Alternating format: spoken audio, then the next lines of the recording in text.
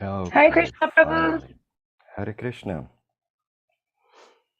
Let me just begin. Every day there's a different problem. Anyway, so I was late again, and today I haven't done my prayers, so I will do them now. Let me make sure that I'm pinned here and that I mute YouTube. All right. ॐ अज्ञानातिमिरन्धस्य ज्ञानञ्जनशलाकया चक्षुरुन्मीलितं येन तस्मै श्रीगुरवे नमः मुखं करोति वाचालं पङ्गुं लङ्घयते गिरिं यत्कृपातमहं वन्दे श्रीगुरुं दिनतारणं वञ्छाकल्पतरुभ्यश्च कृपासिन्धुभ्यैव च पतितानां पावनेभ्यो वैष्णवेभ्यो नमो नमः वन्दे श्रीकृष्णचैतन्य नित्यानन्दौ सहोदितौ गौरदये पुष्पवन्तौ चित्रौ छन्दौ तमोनुदौ वन्देऽहं श्रीरामकृष्णौ अभयचरणसखौ सुखदौ परमानन्दौ सुन्दरौ सुबलप्रियौ.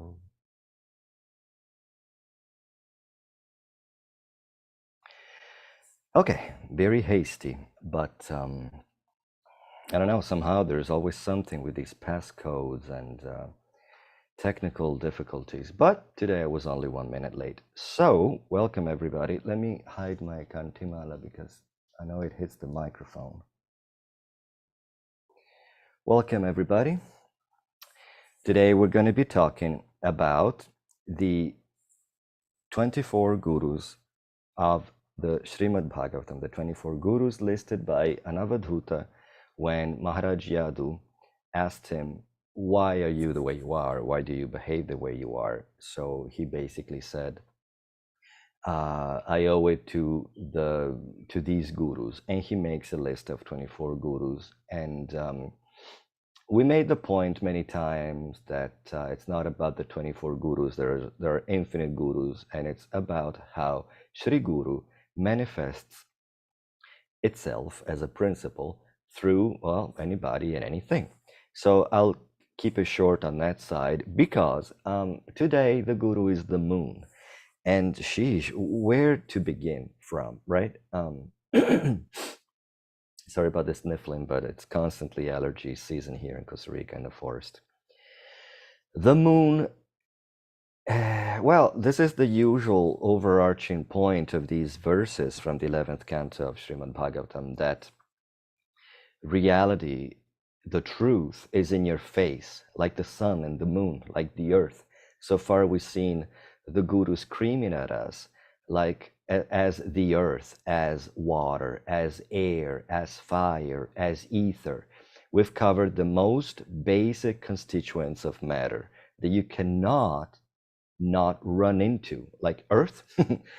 And yet we're so blind and deaf to the one important message that takes so many facets that comes to us through Sri Guru and in all these forms. So today, Sri Guru is screaming at us as the moon. Who is not aware of the moon? Obviously, the sun is more prominent. I'll be making a whole case about how Sri Guru, how the sun is Sri Guru for us. When the time comes, possibly the next verse will be about the sun as the Guru coming to us as the sun. But today it's all about the moon. So you name it, right? It's all over secular poetry, Western poetry, poetry of so many societies and civilizations and historic periods. In our tradition, in the Vedic tradition, probably even more so. Keep in mind that most ancient civilizations used to be based on a lunar calendar because the moon has a pretty steady rhythm. I think that the lunar month is 28 days and a few hours, and the lunar days 22 hours and a half, I think. But then it repeats itself. Somehow the Romans came with a solar calendar that is all weird, and it needs to be adjusted every 4 years. Okay, the lunar calendar also needs to be adjusted because this year in particular we had a Purushottama Mass to kind of like make sure that the seasons of Earth coincide, to make sure that the harvest full moon doesn't come in August, because the seasons are always the same, just about, in terms of solar months, but the moon is always shorter and shorter. Anyway, what I'm saying is that the moon is quite prominent. It's connected with the harvest. So let's have an overview of the moon as a celestial body, as a divinity, as just any influence it has on us, just to appreciate, well, what we're talking about, to have a common knowledge of what we're talking about, and then see the most esoteric or transcendental teachings we can get out of that. The moon is connected with the harvest. Yes, because it measures time, and then it tells you when it's harvest season. The famous Rasalila moon is called harvest moon. And so there's one way to think of Krishna easily. You think of the full moon and you're like, oh, that's the same moon as when Krishna felt so romantically inclined and so whatever, passionate to call the gopis with his flute. And any full moon, at least once a month, you will think of Krishna. And what about Gaura Purnima? And what about Balaram Purnima? And what about our whole calendar, right? It is a lunar calendar, like we were saying in many ancient civilizations. So it's almost impossible not to think of the moon and not to think of the moon in relation to Krishna. And if something puts your mind in relation to Krishna, then that's Sri Guru coming to us. We should respect that as a guru, like, wow, you made me remember of Krishna. You reminded me of Krishna. That's the main, occupation of the guru, especially in our path, because, guru is a teacher. You could have a Veena guru, a tablas guru. And still, I mean, it goes to show how prominent a figure it is in Vedic, all the way down to modern Indian sensibility and customs, that the guru is very much revered. You will just not go anywhere without somebody teaching you, from your parents, from, there's always a guru in your life. There's always a point of reference, somebody who is ahead of you on the path, somebody who knows better than you, somebody who's more than you in any way, and that you can take advantage of. So that's really what we're talking about. Again, we're not talking about the sun, the moon, and the moth, and the hunter, and the pigeon, and the prostitute. Okay, so like I said, it's going to be a very easy class today, because how not to think of the moon and how not to think of Krishna in relation to the moon. All our days, Ekadashi is in relation to the moon. Ekadashi just means 11th. Eka means 1, Dasha means 10. Ekadasha means 11th. Ekadashi is feminine because Titi is the name of the lunar day. So that's why, Nityananda Trayodashi is the 13th day after full moon or new moon. They're not called Monday, Tuesday. Okay, they also have names in relation to the planets, but the Titi, for that kind of calculation, they're just called 1st, 2nd, 3rd, 4th, 5th, 6th, after full moon and after new moon. That's all. So Ashtami, my Guru Maharaj, Srila Tripurari Maharaj, makes a point about the fact that Krishna appeared on an Ashtami, on Janmashtami. So, and Radharani appeared on Radhashtami, on another Ashtami. Now I cannot remember, well, Krishna Janmashtami is clearly in the Shukla Paksha, so the white wing, it's called, so when the moon is full, because it's right after Balaram Purnima. And then Radhashtami, I cannot remember it's after a new moon or a full moon. I think it's after a full moon also, because it's roughly 1 month after Janmashtami, I think. regardless, Ashtami is in the middle, right? If you take this period between, if you take the period between new moon and full moon, you get 15 days. So half of 15 is 7.5. So, Krishna was born on at midnight. So between Saptami and Ashtami, and Radharani, well, I don't know if she was born at noon. We fast until noon. But you can see midnight and midday, and they're all born in between. But then when they combine, Radha and Krishna combined made a full moon. And so when Mahaprabhu appeared, the moon was full. He appeared on a Purnima, except the moon was hidden. There's so much poetry, so much, I don't want to say romantic vision, but poetry is the language of beauty, the beauty that's in our heart, the beauty we know we belong to. And so that's why so many things are seen, poetically. Let's keep with this terminology. So they say that the moon was ashamed when Gaura Chandra appeared. Gaura Chandra means, golden moon. And so, because the moon is beautiful and everybody talks about the beauty of the moon in poetry and in romance, etc., but the moon has spots.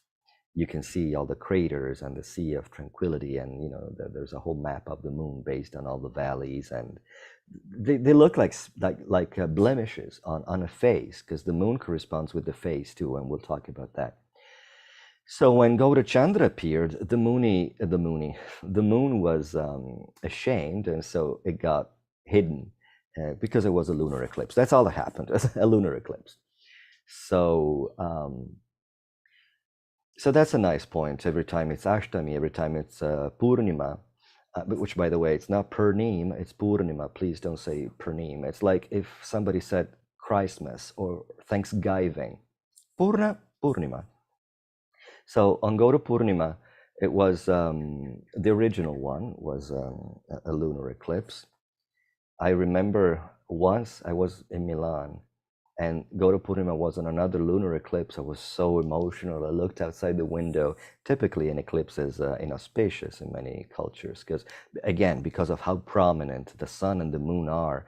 They give us life. They give us, the Vedas talk about the influence of the moon on vegetation and on water, and we'll talk about this in a second too. So they're really, really prominent celestial bodies. Krishna says, among the stars, I am the moon. Now, Prabhupada in his comments says that therefore we see that for the Vedas, the moon is a star. It's kind of like, I don't know if people get really attached to this. It's just nomenclature. It's just, doesn't matter what astronomy considers a star or a satellite or what the Vedas call a star. According to the Vedas, peanuts that are legumes for sure can be eaten on Ekadashi. So if the parameters to consider something are different, then why get so attached? But whatever. Even linguistically, you can understand to mean, look at the sky. You see a lot of white dots and a huge disk in the sky. I am that. Out of everything, what represents me between a tiny dot and the moon, it's the moon. That's what Krishna means in that verse of the Bhagavad Gita. But that's one more reminder. You look at the moon and you think of this verse in Bhagavad Gita, which I have somewhere. I noted it. Let's see if I can find it. It is Bhagavad Gita 8. No, wait, that's Srimad Bhagavatam. Where am I? Oh, I think I lost it. Well, it was the 5th chapter, I think. Aham. Nakshatrana Maham Shashi. Of stars, of constellations, or among stars, among constellations, I am the moon. Okay, so you can see how I said it's going to be an easy class. You see the moon, you think that Krishna is the moon among the stars because he is the most among anything. The biggest, the most important, the most beautiful, the center of attention. You can think of Jamashtami and Radhashtami and Purnima. Balaram Purnima is coming next, the next festivity. And then Krishna appeared in the Moon Dynasty. Yadu, Maharaj Yadu, is from a descendants of a line of Kshatriyas that come from the moon god. One more reference. Or you could think that there's a whole thing in with, who was it? I think Krishnadas Kaviraj Goswami was struggling with this verse saying that the Kama Gayatri is a description of Krishna represented by 24 moons and a half. So his face is a full moon, his cheeks are 2 moons, his dot is another full moon, and then he's got 10 moon-like fingers and 10 moon-like toenails. And then I think his forehead is a half moon. And he was struggling. He was like, where's this half syllable? Why is the Kama Gayatri 24 syllables and a half? Because it was like, turns out it was a grammatical consideration because ya and wa are semi-vowels or semi-consonants. And so if you go Kama Devaya Vitmahe, the ya, I think it's the ya, could be counted as a half syllable, because even in Hindi, in Bengali nowadays, you would say Kama Devai Vitmahe, and it would sound virtually the same. So anyway, one more reason to think about Krishna in relation to the moon, and of course Shri Guru in relation to the moon. Because again, as I say every single time, Shri Guru is ultimately Krishna. Acharyam mam vijaniyat. It should be known that I am the Acharya. Because what does the Guru do if not? Okay, so let's stick with this metaphor of the moon. I go back to the whole harvest and the water. Those are just technical things. But this is very important. So it's very important that I say it now and that I don't run out of time. The moon reflects the light of the sun, the splendor of the sun. So again, next time I'll be making a whole case on how the sun is Shri Guru, but today it won't apply, because again, it's not an absolute truth that, hey, you said that the Guru is the sun, now you're saying that the Guru is the moon, the Guru is everything, or Krishna is everything. I hope it's clear. It's worth repeating it, because if there is one thing that is detrimental to the life of a sadhaka, excuse me,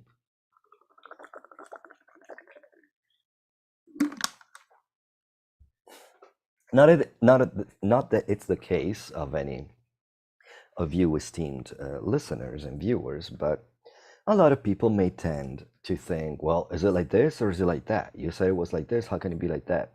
That is your first enemy, this kind of mentality, because we're talking about the infinite, where all contradictions are harmonized, the absolute, where all contradictions are harmonized.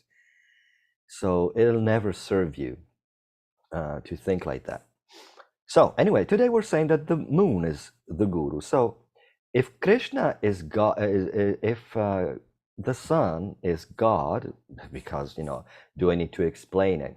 The sun gives life to the whole planet with evaporation of the ocean, and then the rain, and then the photosynthesis in plants, and again the rain, the waters plants, and the plants feed animals, and animals feed other animals, and then everything depends on the sun on earth. So it's life-giving, and it gives us light. We can see, we can understand, we can know. You can see that, right? But the moon reflects that. So the moon points to the sun at all times. When it's full, it reflects the sun, and it tells you where the sun is because it's right opposite. But also in every phase of the moon, sometimes the moon is shaped like that. And if you see the moon shaped like that, it's pointing like a round arrow to the sun. It means that the sun is in this direction before the moon. Sometimes the shape of the moon is like this, and it means that the sun is here at different, angles. Sometimes they're very close, when it's new moon, the new moon is in the same position or say direction of the sun. That's why you don't even see it. But because the lunar day is shorter by 2 hours and a half, the next day the moon is already 2 hours behind, so 12 degrees behind, and so you see a little sliver, but it's still very close to the sun. It looks like a little sliver. So anyway, the point is that the moon points towards the sun, and that's what the guru does. It reflects the light of the sun. Srila Prabhupada said that the guru is as good as God. Somebody, I think very early on in the 60s, I think it was at the Matchless Gift store, Srila Prabhupada said, tomorrow we're going to have initiations. And I think Kirtanananda Swami asked, what does it mean? What does that involve? And he said, it means to accept a guru for as good as God. Which imagine hearing something like that as a totally clueless, no matter how enamored they were with Srila Prabhupada. It's like, to accept a person as good as God. I thought you were a charming little old man who is just very charming. Everything about you is so bizarre and weird and novel. And in the 60s, they were looking for anything that would just break the mold and the knowledge and the love and this and that. And he was, and Srila Prabhupada was fitting the bill, but accept him as good as God.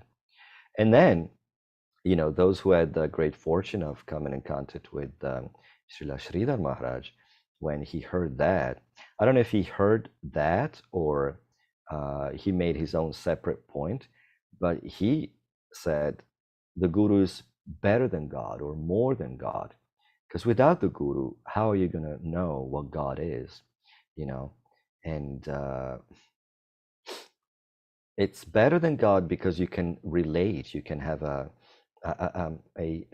what's called a relationship with the guru. You can say, Guru Maharaj, what would you like to eat today?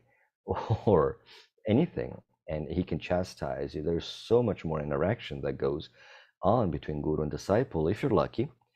And that couldn't go on with God, because how can you relate to God in terms that are practical from your level of conditioning or self-realization, if it's even started? Another consideration is that the sun is the sun, but it's pretty much an explanation of what I just said, another way of saying what I just said. Who can look at the sun? There are some yogis that stare at the sun until their pupils become super, super tiny, but I think they fry their optical nerve, and some kind of austerity. But typically people cannot look at the sun. They can see, it's a beautiful sunny day here in Costa Rica, and I can see the golden glow of the sun reflected off the leaves, and I can see the skies blue. These are all effects of the sunlight. But I wouldn't dream of looking at the sun. I mean, I have green eyes, so it's really painful to look even close to the sun, in the direction of the sun. Imagine looking at the sun. But can you look at the moon? Yes, the moon is soothing. One of the first times I have a thing with languages. In fact, I teach languages, and I remember the first time I hear a new word, and I remember the first time I heard the word soothing in English, and it was about the moon. And I don't think there's an equivalent in Italian. I mean, soothe means calming, also cooling, refreshing. So anyway, every time you think of the moon, you think of the word soothing, or sooner or later somebody will say soothing, especially in a Vedic context. So the sun is all about passion, fire, creation. The day starts, and because even the lunar day is determined, well, say the moon goes from Dashami to Ekadashi anytime during the day. But if Ekadashi, because the lunar day is 22 hours and a half, so one hour and a half shorter than the solar day, if the 11th lunar day ends before sunrise, all of a sudden the previous dawn, it was Dashami, and the next dawn, it's Dvadashi. So where did Ekadashi goes? By the way, in case you were wondering why sometimes we celebrate Ekadashi on Mahadvadashi, that Dvadashi becomes Mahadvadashi because of that reason. Conversely, if the 11th lunar day, so if Ekadashi is Ekadashi for just half an hour after sunrise, because at sunrise the moon is in its 11th day, then the whole day is considered Ekadashi. So for us, for how we run our lives, the beginning of the day is sunrise. The sun is much more prominent in our measuring of time and so many things, but it's a ball of fire. So the moon reflects that light. It makes us reflect on the light of the sun. I'm like, wow. And but you can relate to, you can meditate on the moon. You can, also the moon appears in the darkness where we are. The sun is so gorgeous. Krishna never comes in touch with material energy. Even if Vishnu, he can probably think of matter and gives it life like that. But look at matter, consider matter, and glance his beautiful glance over the conglomeration of material ingredients. But that glance already is Sadashiva. It's like not even with his eyes, Vishnu gets in touch with matter. But the guru is, for all intents and purposes, one of us. Of course, you can see a moth as your guru, etc. But the guru you can take the most advantage of is a person, because we are persons who are identified as humans, and it's just the birth we've taken. In fact, in no other birth, of course, a demigod birth counts as human, but as an animal or as a plant, you just don't have the hardware to take advantage of any teaching of this sort. So we're humans, we need a human guru. And so the guru appears among us for all intents and purposes. He or she looks like a human with a perishable, faulty body, if you want to see it that way. So that's the parallel between the sun and the moon. The moon reflects the light of the sun, it points towards the sun, but it appears in darkness where we can relate to it, and it sheds light in the darkness. So super, super important. In that way, you can understand now how Sridhar Maharaj says the guru is more important than God, because you cannot directly relate to God. Of course, you can relate to a murti, to a deity, but how you serving a deity if a guru hasn't given you the instruction, or a sadhu, through the scriptures. But in general, you cannot worship a deity if it's not under the auspices of a sadhu. Unfortunately, nowadays you can buy any deity in any gift shop in India or in any gift shop in the West of a temple. But it should be stressed and understood that our mission is so small that it's this point is not lost on us. Like, I just came from dressing Dauji Gopal, Sri Sri Dauji Gopal. They are expanding from my guru's heart. We're worshiping our guru's deities here. At Audarya, they're worshiping Guru Maharaj's Gauranitai, and it's not like any temple is like, okay, let's get some deities and install them because we do all the rituals and for the preaching because we need to offer food, and it's good. But especially if the acharya is gone and and a heck of a mess ensued on account of that, because whatever, there are different realities. There are different Gaudiya realities in the world.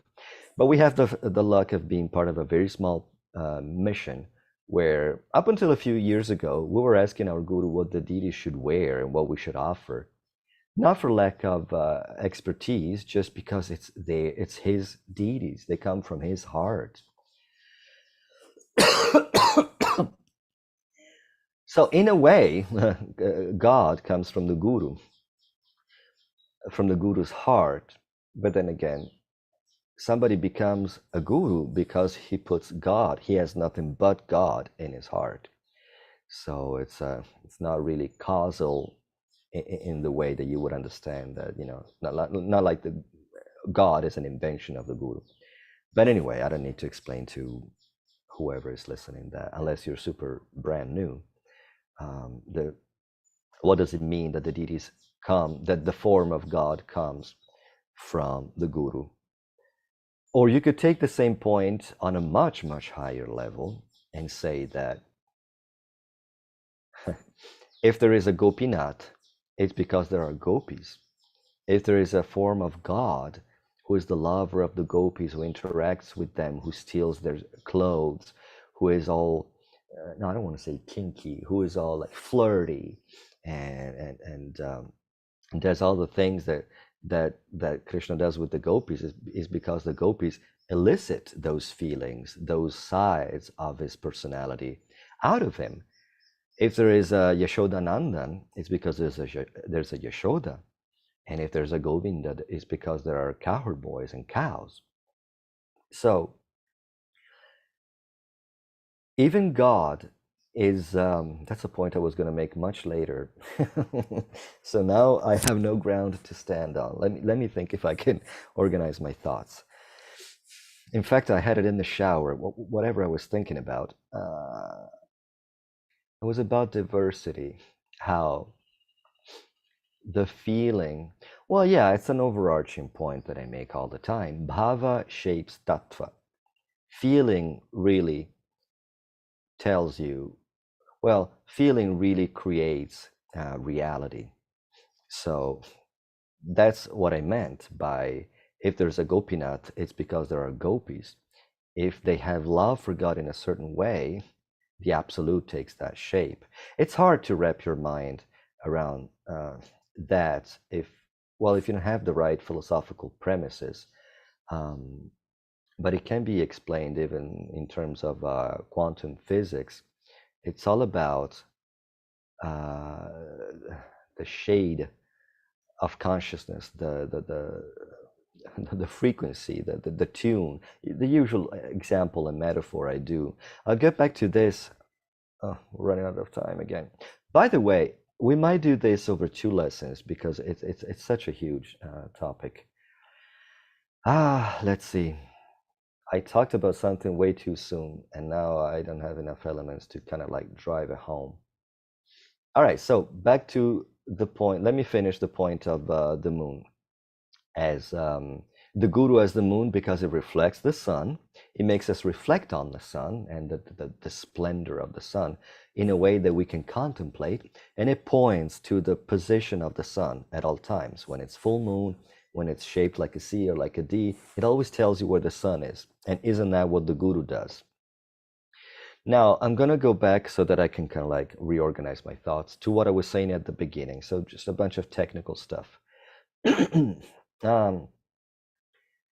The Bhagavad Gita also says, and I have this one noted somewhere, chapter 15, 13, it says, I enter into each planet and my energy, and by my energy they stay in orbit. I become the moon and thereby supply the juice of life to all vegetables.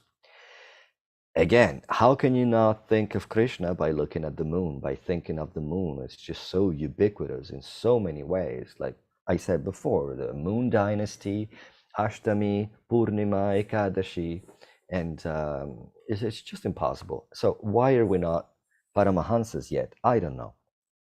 It's it really goes to show Guru and Krishna go out of their way, like I said at the beginning, to scream the message at us, as big as the moon, as big as the sun. Water, can you ignore water? And we ignore it every single time. We get in touch with earth, clearly, because we're not ghosts or whatever, anything that only flies.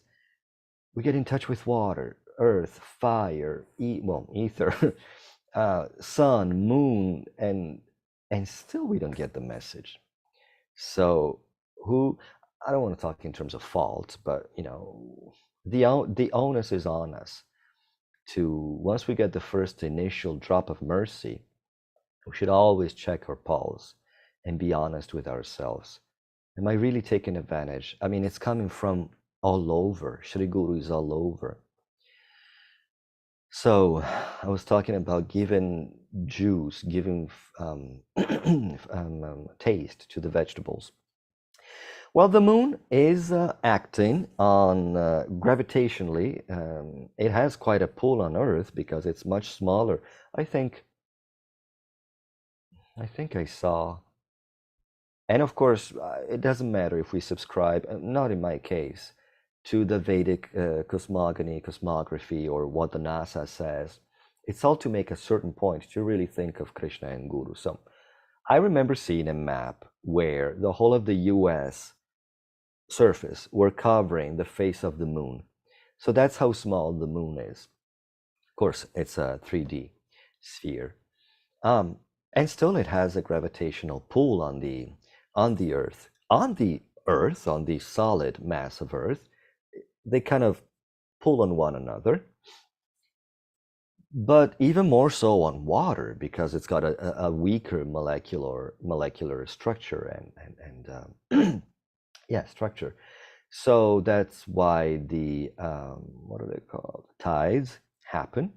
So according to the Vedas, the water in our bodies also, the humors, if you want to talk in terms of ancient medicine and sensibilities, the humors in our body get all stirred up by the presence of the moon.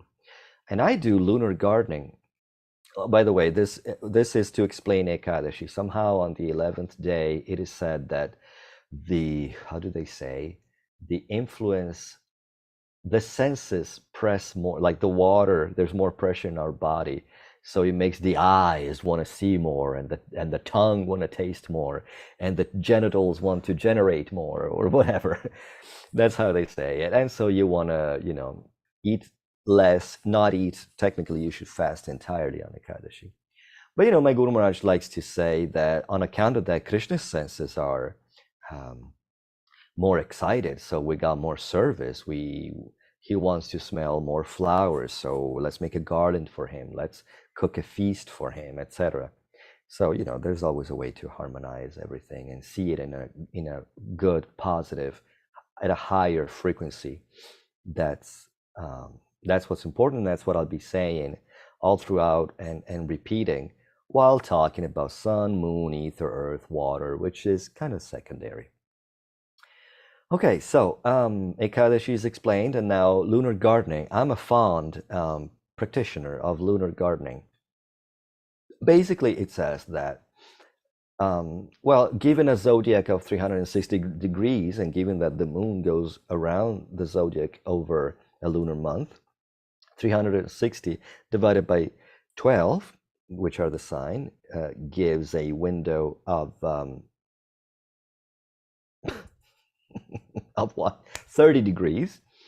And so every 2 days and a half, the moon is in Aries, Taurus, Gemini, Cancer, etc. And of course, when the moon is in a water or earth sign, and it's waxing, the influence is on what's above ground, and it's a fertile day. When the moon is in a fire or air sign, which are infertile, you don't want to plant, you don't want to do anything. And then, of course, if, like I said, waxing means above ground, and when the moon is waning, the influence is on roots. So you want to plant trees or potatoes or transplant, because going back to the pool on the water, it keeps the water closer or farther from the surface, so the capacity of roots to absorb water, etc., etc. That's how the flavor is conveyed to vegetables by the moon, because plants sit in a soup of minerals and essentially minerals. So as the water gets more absorbed and closer to the leaves and to the fruit, so do all the minerals, and that's what gives flavor to the fruits or vegetables that we eat. So again, no more excuse. You eat a juicy carrot, an apple, you can think of Krishna. An apple is your guru, whatever makes you think of Krishna. You have a very juicy apple. It's like, wow, the moon really did a good job on this apple. And again, you're thinking of the moon, and the moon is your guru, etc., etc. We really have no excuse. It's all around us. Here's another point about the moon. You know how it's yogically speaking, what would they be called? They're called nadi. It means channel, river. And I think they are the channels that go like a spiral, and through which the Kundalini energy is supposed to rise or wake up and rise to the last chakra. So there is a duality. You would have you wouldn't have guessed. This is the world of duality. So there is hot and cold. There's masculine and feminine. There is giving and receiving. There is whichever expression of duality. If you are, familiar with our path and our philosophy, it goes all the way into the. Well, you can find it in the Tao. You can find it in alchemy, in medieval, in Western, in the Greek, all over. It's very easy to think in terms of male and female, hot and cold. Now, because of I don't know what, patriarchy, or it's a very, very important. Once I made a whole research on witches and women in history, and it was very, very fascinating how women are intuitive. Women were the shamans. They can intuitively know what medicines will heal you. And women are in touch with the moon, the menstrual cycle, the cyclicity. It's very much, even linguistically, moon, month, and menstrual. I'm sorry, moon, month, and menstrual are all connected. The power of given life. The woman is like, it's the magic, and it's hard to describe. It's like baffling. And what is the power of men? To curtail women, because they have the brutish, strength and the logic, or over the emotions. Somehow they manage, because they're gentle. One is aggressive, one is gentle. It's a sad state of affair, but if you can find a balance, then and Vedic society is patriarchal, but if you really study it, it's all about the balance. So anyway, back to the sun and the moon. Yeah, it's apparent now that we're going to be doing this in 2 lessons. Maybe, we'll see. Or maybe I'll go longer. How about that? Do you have anywhere to go? I don't have anywhere to go. This thing is recorded, and we'll see. So, sun, moon, hot, cold, giving, receiving, masculine, feminine. I was saying, because of the patriarchal bias we have imprinted in us, we're like, hey, why is the moon feminine, weaker, whatever, one is logical, one is emotional. Somehow we tend to assign a validity, or a, what's it called, valence, or a value, or judgment to one over the other. Why is so why is masculine active and feminine passive? You gotta have both. That's all this analysis is aimed at, making you understand, first of all, that there's a duality, and that one doesn't work without the other. So we'll talk about the sun when the lesson is on the sun, but the moon is feminine. It corresponds with the feminine, cooling, calming, intuitive. So one thought I had is that one teaching of the moon, if we see the guru, the moon as our guru, what is the teaching of the moon when Sri Guru comes to us as the moon? It's be feminine. What? There comes Syamasundara with his gay agenda. Well, unless you're already a woman. Be feminine means, you could take it from low all the way to the highest. It means be gentle, be humble, tolerant. Women are tolerant, especially, I don't want to say that a woman is fulfilled only when she becomes a mother, but just let's flow with this. as a mother, a woman, or as a wife, a woman learns to tolerate a lot of things, and any which way you can analyze it, you can see how there is a parallel between being meek and humble and tolerant and passive in a way. And when I was doing that series of lectures on pranayama, I learned, I already knew it, but I kind of realized more and better how being passive is the key. If you listen to them, I remember saying that at some point, as Vishnu, Mahavishnu emanates, breathes out the world as we know it. That's how it starts. Whereas our world as a baby comes with an inhalation. So whatever is an out breath, an exhalation from the point of view of God, is the beginning of life from the material point of view, and all kinds of analysis of that sort. And so when you retain your breath, when you give it all out, they say that when you breathe out and then you retain your breath, how's it go? When you do kumbhaka means you retain your breath with your lungs full, you become conscious in due time of the soul, of the self. Clearly, because you're like, you're like very conscious that you exist. You're like, oh my God, am I going to explode? Or you're full of energy, and it makes sense. But then when you do kumbhaka, which is called, how does it, forget. When you breathe out and retain your breath, you become conscious of God. Because you realize how you depend on everything around you, and everything around you is everything, the absolute, the rest of the absolute. You realize that you're just an enclosure, a little drop in the ocean. What creates the difference between you as a drop and the rest of the ocean is your sense of self. But you realize there's a whole everything outside, represented by the air that you're craving. That's the whole point. You breathe out, you're like, first of all, it's kind of blissful if you know anything about pranayama. And you realize I'm emptied out of that air and I'm still myself. But now my consciousness is on the outside, because eventually you're going to need that air. So you're going to need that energy. You realize I depend on that other, on the tat. Tat means that the Vedas keep talking about. And you realize that there is you become very aware of the relationship between you and the absolute and the other. So that's one thing.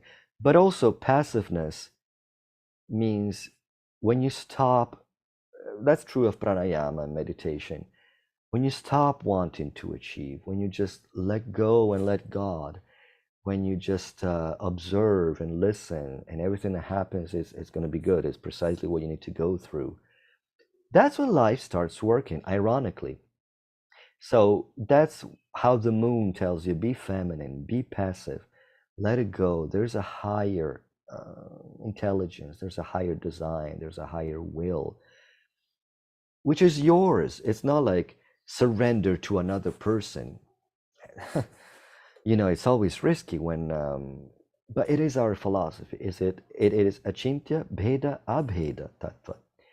We are separate from God as much as we are the same.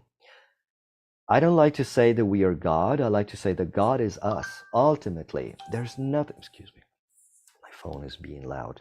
Ultimately, there's nothing but God. There's nothing but consciousness expressing itself in infinite ways.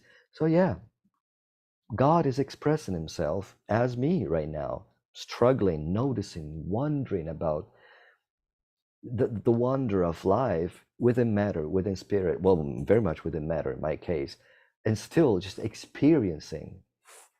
So, but the separate interest is what steeps us in this whole.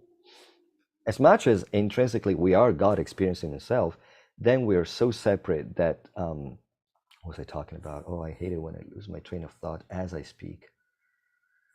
Oh, yeah. I was talking about separate interest, and that ultimately God is us, so be passive. So yeah, the higher nature, the higher will, the higher intelligence is not something other than us. We need to realize that we are consciousness, we're pure consciousness as well. And also, quantitatively, qualitative. What does quantitatively mean? From the point of view of the absolute, of the infinite, it's just a way of conceptualizing it, of describing it, because we don't want people to think, oh yeah, I'm God. I've heard people say, I'm God, I'm everything that there is. Now, I used to think they're deluded, or they're like wishy-washy. Maybe they knew better than me back then, because of some realizations I've had over time. But it is a risky way of thinking. I'm God, I'm everything that there is. You cannot even control your diarrhea, should you have it. Anyway, it all depends on the level of consciousness, on your way, on how you can read the environment. And that's why the foolest fool and an avadhuta and a paramahansa look the same, behave the same for all intents and purposes. What changes is their inner, it's their level of consciousness, how they read the world, how they function in the world. So anyway, let me see if I can finish one point. Anyway, we talked about the technical stuff, why it is that the moon gives taste to the vegetables. We explained Ekadashi and even Mahatvadashi. We explained that, okay, so I was talking about the moon saying, be feminine, be passive. So much more can be said about that. Because, gee, I hate when I have realizations in the shower because I can't write them down. I remember I was in the shower this morning realizing that. Well, it's the usual paradox of man. Okay. Mankind. You know how you say, before man appeared on earth, or mankind can destroy the earth or be the steward of the earth, etc., etc. Well, it turns out that the prototype of any mammal is female.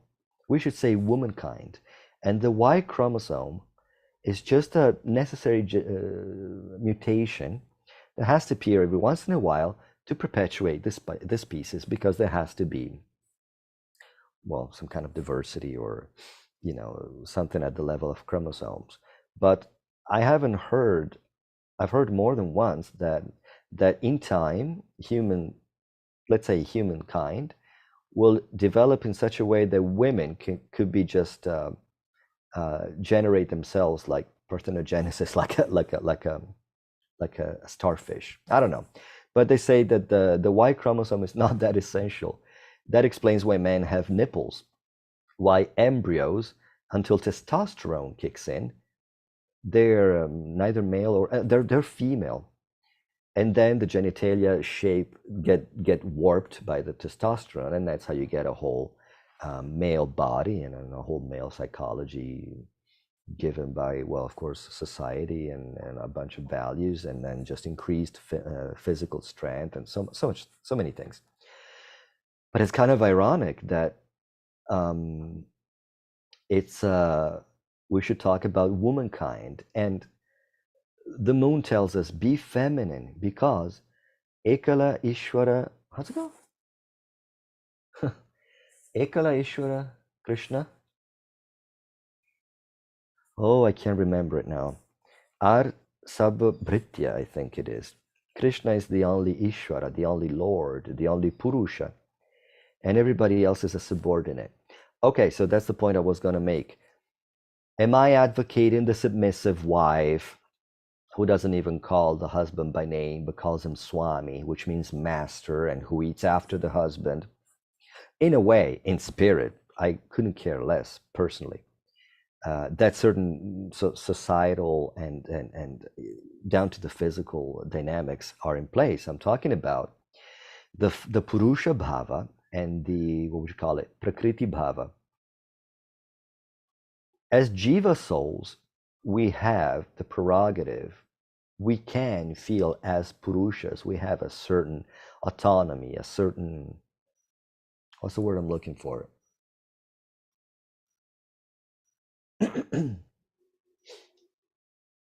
Whatever. We can function as Purushas. And we're, so you talk about Jiva Shakti, because we emanate from God. and he's the only Purusha. And Jiva Shakti is quite peculiar because we're little tiny units of Purushaness and Shaktiness. We are Shakti in relation to the Lord, and we're Purushas of our own world. Many times in previous lessons in previous classes I said how we're really just the Mahavishnu of our material bubble. Whatever is true of Mahavishnu, now I don't want to say it as an absolute because it could be misconstrued in some ways, but it's pretty safe to say that whatever is stated about Mahavishnu is true of the soul. Mahavishnu in relation to matter, to the universal bubble, is true of the soul. I am the only inhabitant. I am the grain of consciousness in my whole world. You're like, what are you talking about? There's a gecko right there. We're sharing the same world. No, I mean, I made the point of virtual reality, and it's today is not the right day. I'll make it maybe during the moth when I'm talking about the moth. I have no idea how to show that the moth is our guru. So maybe in that class I'll talk more about how we are the Mahavishnu of how consciousness creates the world around by imbuing it with his or her its vision, which is what quantum physics are backing up right now. Consciousness shapes reality. Bhava shapes tattva, which is how I started with the gopis creating Gopinath. So be feminine, be prakriti, be energy, be feminine in nature, obviously, and therefore acknowledge Krishna, who is the only Purusha, the only source, the only energetic. As much as we can be Purusha, that will create distance. So many teachings come from the moon. Now I'm debating if I should I think I'll go longer on this one. I don't know that I should do 2 lessons on the moon because you know what? I started 1 year ago. I'm still, I guess there's been a few months in between without these classes because of internal turmoils, but let me just go through my notes. Oh, yeah, by the way, another way we can remember Krishna is the very beginning of the Chaitanya Charitamrita. And the verse that incidentally I chanted today because I didn't have time to do my prayers before. Vande Shri Krishna Chaitanya Nityanando Sahodito. Udita means risen. Sahodito, they were risen together. Gaurodaya on the Gaura Udaya, on the horizon of Gauradesh, Bengal. Pushpavanto. I looked up this word. I couldn't find it. I know it's in the dual case, but I don't know what's this Pushpavanta or Pushpavan. But anyway, it means the sun and the moon. We know that the verse means that Gaura Nitai are like the sun and the moon appearing at the horizon. Full is the implication, because we do see a little bit of moon close to the sun when it's the first day of waxing moon or the last of waning moon. But Gaura Nitai are like full moon and the sun appearing on the horizon. So that verse alone, when you see the moon, you should remember Gaura Nitai and become blissful. Then we talked about Krishna saying, among these tiny dots in the sky, I am the moon.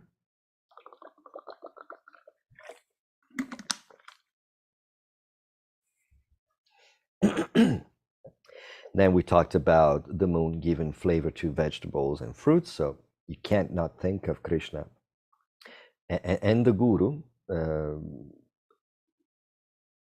well, you can't not do it because you do eat, you do taste every fruit and vegetable that you eat every time. And it would be good if you didn't, because you have to be conscious of, you absorb the prana and, that's why they say you should take prasadam in silence. It's something I fail at drastically every time. But it means it's a meditation. It's like, wow, these are the remnants of Krishna and Balaram in my case. How lucky am I? And the taste, and on and on and on. That's why you honor prasadam. If you talk casually, you're not in an honoring mood. Then, in the Bhagavad Gita, the sun and the moon are equated to God's eyes. That's a very interesting point. Because in antiquity, I remember watching a documentary saying that up until the Middle Ages, well, up until Newton in the 1600, I think, because Newton came up with optics, and he said that if you see, yeah, I'll just go along because this is very interesting stuff. If you see whatever you see, it's because light reflects off whatever object. So there is a truth and well, not counter truths, but two truths that can be drawn out of this from Western science and from ancient knowledge, and they both serve our cause. So let's talk about this. So in antiquity, they said, now let's stick with Newton. Newton said that if you see, seeing is a passive thing. What happens is that light reflects off the surface of anything you see, and so it hits your optical nerve, and then the brain makes sense of it. What is the truth behind that? Well, first of all, is that we touched on it very indirectly and vaguely when I said that the moon reflects the sun, the splendor of the sun, and but then I was talking about a higher point about the guru giving the example and being as good as God or better than God, etc. However, we could meditate on the moon reflecting the light of the sun from a freaking material point of view, not materialistic, I mean physics. Okay, suppose you're in space and the sun is behind you and there's nothing else, no stars, and that's a whole other thing. In astronomy, stars are self-luminous bodies. Somehow the Vedas say that the sun, everything reflects the light of the sun, but you could see that they're trying to make a point of what really matters to the human experience, and to make a much higher point, but whatever. Let's take out the stars. If there's only space in front of me, and the sun, with the brightness of the sun, is behind me, I couldn't see anything at all because there's no dust, nothing. If there's not a particle of matter to reflect that light, I couldn't see it, I couldn't perceive it. So it goes to show how this world is just a reflection. What you see is a reflection. This bottle, which is like the protagonist of my classes, because I stick it into every example. If I see blue, according to optics, to modern science, it's because the molecular structure of this bottle is such that it absorbs every electromagnetic radiation that we call light and color, but blue. So it reflects the blue. And that the same goes with any other color. So we really just see the reflection of things. Isn't that what the Vedas say, left and right and backward? This is just a reflection. Chaya. Chaya means shadow and reflection. They're not too fussy in this term, in these as far as this term. So yeah, let's stick with reflection, because a shadow, well, I could cast, if supposing that there's just me with the sun behind, I would cast a shadow, but even that, I wouldn't see it without any frame of reference. So this world is but a reflection, and all we perceive is always a reflection. Our eyes, perceive the body because it reflects light. We never see the soul. Conversely, where does it say? Brahma Samhita, or anyway, we do know that the spiritual world is self-luminous. There, every atom is effulgent, self-luminous. It doesn't have to reflect light. It's the truth. It's the parameter, is what is there. What is here is just a virtual world. That's another teaching from the moon. And let's see. So just to close this point, up until Newton, the power of seeing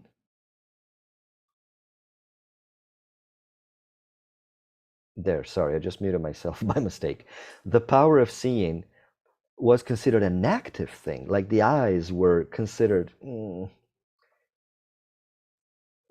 like lighthouses, or yeah, like, because I cast my glance towards this watermelon. There's a watermelon on my table. um, I see the watermelon. If I focus my glance on the cobwebs on my ceilings, then the cobwebs for all intents and purposes come into being, exist, matter to me. Again, consciousness is the parameter. And like I said, quantum physics are there to back us up. The observer determines the outcome of the experiment. So again, consciousness, and I use consciousness and bhava. Bhava means feeling, because well, consciousness is a very elusive concept in substance and reality, first of all. But emotions are a very strong energy. Feelings are a very strong energy. I'm sorry, but geez. Our cat Harini passed away last Thursday, precisely 1 week ago. And boy, despite knowing Bhaktivedanta for like 31 years, the waves of grief, so that's why I was saying emotions are very strong. All the love I had for this cat turned into pain. And so I get these waves of grief, and it's unsettling. And so don't ever underestimate emotions and feelings. But at least it proves that I can love, that I'm a source of feeling. I'm a loving unit. I just need to find a better object of love than the body of a cat. With all the love I had for Harini, we know that the perfect object of love is Krishna, because he is as well eternal as we are, and absolute and perfect. So if you don't ever want to feel grief, I will get another cat. But until then, eventually, ultimately, you want to choose Krishna as the absolute object of your love. So feelings are a very strong energy, and consciousness is energy. So consciousness shapes reality. Bhava shapes tattva. And that's true from Goloka Vrindavan down to here. It looks like we all live in the same world. No, because, the day we had to put down Harini, it was a beautiful day. There were flowers everywhere on the street. But Gaurasundar and I were in tears and totally devastated. And it was the same day as, the car next to us was perceiving. Not the car, the driver. Oh, so anyway, the grief is still haunting me. And somehow it just came out in this dissertation on Tattva and Bhava. So I was saying that quantum physics proved this point, that wherever I cast my glance, and that's what Mahavishnu does, he casts his glance on matter, and that's when matter matters. That's when matter comes to life, because life is in consciousness. Life is in, well, Mahavishnu in that context, in that analogy. Life resides with consciousness. Feeling, meaning, significance is with consciousness, not with what consciousness projects it or itself onto, especially matter. And so that's how matter comes to life, when consciousness focuses on it. And so the eyes of Vishnu, or the sun and the moon, are seen as eyes in this active sense. And then in a way, Newton just took the magic out of this vision. But again, we drew some Siddhanta even out of Newton, that this is the world of reflections. Yes, light reflects off matter, and that's all we perceive, not the real thing. So let's see if I can wrap it up.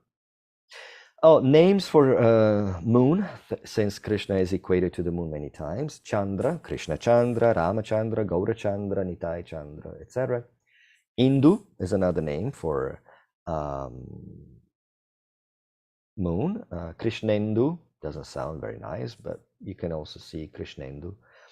Yadavendu, the moon of the Yadavas. And then Soma is typically the name of the moon god, the divinity that presides over the moon. And Soma, Somaras, Soma means elixir, nectar. And nectar of immortality. You can see that the moon never dies. It looks like it dies, but it's, well, I guess immortality doesn't mean being born over and over, because that's what we do, but that's, reincarnation. Sorry, I'm just rambling. Is like on the plane of death, which is what this is called, Maraloka. That's Mrita. Amrita means immortal. So the moon is all about immortality. Why? Here's another point that I'm masterfully sticking into, this one that was going nowhere. Another teaching of the moon is we saw the moon saying, be feminine, be passive, stop being a macho, stop being the Purusha, because you're not the Purusha. There's a better will, there's a better Purusha, there's a higher reality that you want to conform with, not merge into, but conform with, and it'll be much better off for you. And the moon also says, grow up, do like me, become full. Experience your fullest potential, become a full moon like me. So what's the fullest potential of the soul? What's the fullest potential of consciousness? Well, it's infinite potential. Many times I'm sorry if I speak in slogans, but I say that the potential of matter is zero and the potential of spirit is infinite. So we need to strive to this quality of life, to this frequency of the infinite. That's where God resides, right? We need to, perfection means seeing life through the eyes of God. That's all. Tune into Krishna radio. And then you won't even see matter. Matter wouldn't even matter. Like I said, Krishna doesn't interact with matter. It needs to, tune himself down frequency-wise. Balaram, it's like, a gradient. I don't know if you know Photoshop. You have a gradient from white to black. If you have the first pixel on the left is pure white, but the second one is pretty much pure white, but somehow it becomes black all, along the spectrum. So you have Balaram, the first expansion, and then from Balaram comes the first Chaturvyuha, Vasudeva, Sankarshan, Pradyumna, Aniruddha, then the second Chaturvyuha, and then Mahavishnu, Kshirodakashayi Vishnu, Garbhodakashayi Vishnu, Kshirodakashayi Vishnu. And even then,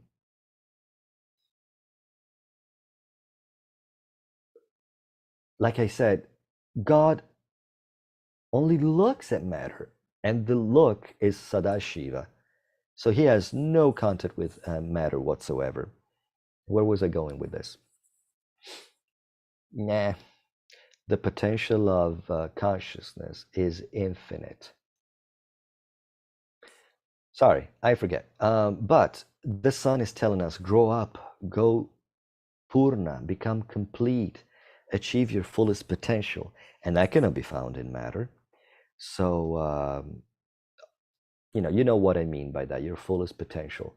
And let me see if I can wrap it up at the 15th minute of delay.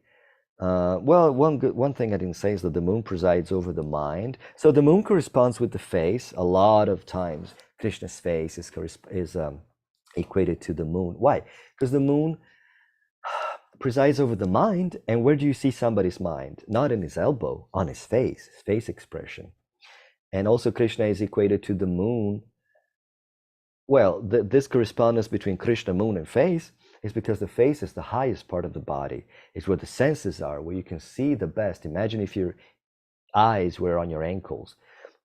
It's the highest part you can see, you can hear, you can smell, perceive the world. It's like the highest part of the body. And so it's worth of God, of Krishna. And the moon is also, well, whatever, that's what I'm saying. There's a correspondence between Krishna, the moon, and the face. And the face, because the moon is fickle, like the moon, sorry, the mind is fickle, like the moon keeps changing. It's full, it's not full, it keeps changing. But also because what are we saying? The face expresses somebody's state of mind. And I think I've said it all.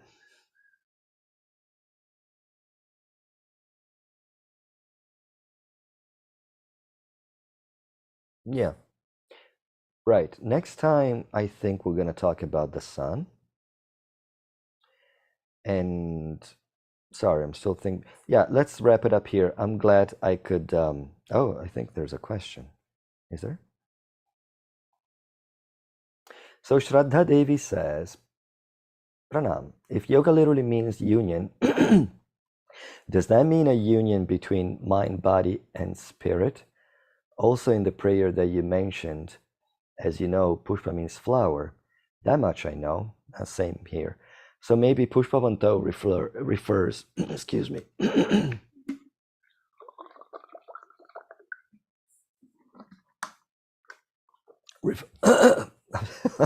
It looks like I'm not going to be able to answer. Refers to Gaura Nitai have bloomed like flowers on the horizon of Gouda. I really couldn't tell you. I couldn't find that word anywhere else. Pushpavanta. Pushpavanta. Yeah, Pushpa means flower. Somehow it means the sun and the moon. So now what did you mean? If yoga literally means union, does that mean a union between mind, body, and spirit? That's usually how they say, yeah. It means the union, well, so many things. The lower self or the individual self with the higher self or the absolute self. So say individual consciousness with the absolute consciousness, or your lower self with your higher self. And they also say union of you as a soul and your mind and your body. You know, Atma in Sanskrit means self and everything that your self identifies with. So it means intellect, it means mind, and it means body. So it would be a very good thing to line them all up in an organic, transcendental vision, because it's in the interest of the Atma. The moment the Atma realizes it's a relationship with the higher self. So in that sense, yeah, mind, body, and spirit. Okay, so my voice is, my throat is protesting. I realize that I speak very fast compared to either the usual class where people, they make a lot of pauses and I guess I have a fast brain. I hope it doesn't come to the detriment of, but whatever, this class is recorded, so anybody can watch it anytime, as many times as they want. Let me see if there is anything on YouTube. No. So I'm going to wrap it up here. I'm very thankful for this occasion to talk about the moon and Sri Guru most of all, and Krishna. And it's all very inspiring. So it's not lost on me that I am the first one who benefits from these lessons. That's why I stick with them. So thank you very much for your attention and patience. And I'll see you next month. Shri Shri Guru Gauranga Ki Jai.